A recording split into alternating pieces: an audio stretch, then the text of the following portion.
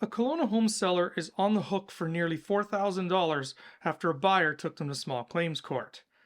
In today's video, I'm going to show you an article that outlines what happened and why it's important as a buyer and a seller to know what could happen if something goes wrong in your transaction. Before we jump into the article, I'm Tyrell Boak, a realtor in Kelowna and the Okanagan, and on this channel I provide you with useful information so that you can make an informed decision. And if you get any value out of today's video, remember to hit that like and subscribe button so other people like you can see this video too.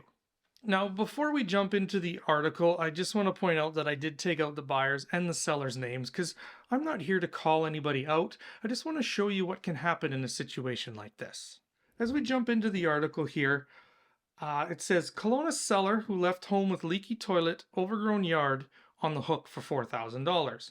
This is a recent article that was posted on Infotel, which is a local Kelowna website.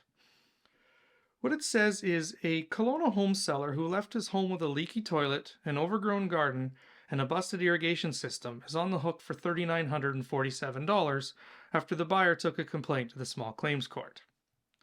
According to the July 17th BC Civil Resolution Tribunal decision, in the spring of 2022, the buyers bought a home from the seller and it had an inspection done. The inspector uncovered a few issues, including that the bathroom toilet was leaking and had damaged the floor and ceiling below. This outlines why an inspection is really important. When you're going through the home, you're typically looking at the kitchen, the bedrooms, the size of everything, and trying to picture if your furniture will fit, if the home is the right fit for your family. An inspector is going to come in and ignore the aesthetic things and look at all of the smaller things like, is there a leaky toilet? Is there water damage? Is there something wrong with the ceiling? Things like that. The article goes on to say that the buyer and seller amended their contract, giving the seller a few months to fix this before the buyers took possession. However, 3 months later, during a final walkthrough, the couple noticed multiple things were still wrong with the property. They then headed to the online small claims court, arguing for $4,900 to cover the cost of fixing the issues themselves. I'm sure there's a step in here where they probably reached out to the seller or the seller's agent to try and remedy the problem before they took it to small claims court. That's always what I would advise my clients to do, is either to seek legal advice or to try and resolve the issue outside of court. The article says that the priciest fix was the leaky toilet. In his defense, the seller blamed the buyers and the realtor, saying the leak was caused by them tampering with the toilet during the walkthrough. I think he means the final walkthrough here, but we know that the toilet being leaky was already found in the inspection, which happened before that final walkthrough happened. The tribunal ruled that I find this explanation unlikely as the ceiling was already wet. The seller submitted an inspection invoice from a restoration company that said only a 1-foot section of wet ceiling was found and no mold. The tribunal said that they put little weight on the former conclusion, meaning the inspector's or the restoration company's conclusion, because it wasn't clear on what date the restoration company intended and whether they were able to see into the space between the toilet and the ceiling below. They also dismissed the restorer's invoice, saying that there were no photos included and it wasn't dated.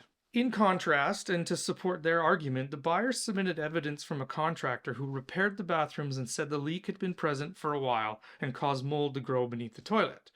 The contractor replaced floors, did plumbing and repairs, and fixed drywall at a cost of $2,700. The article goes on to say that the next issue was the yard, which the contract stated would be in the same or better standard as viewed by the buyer.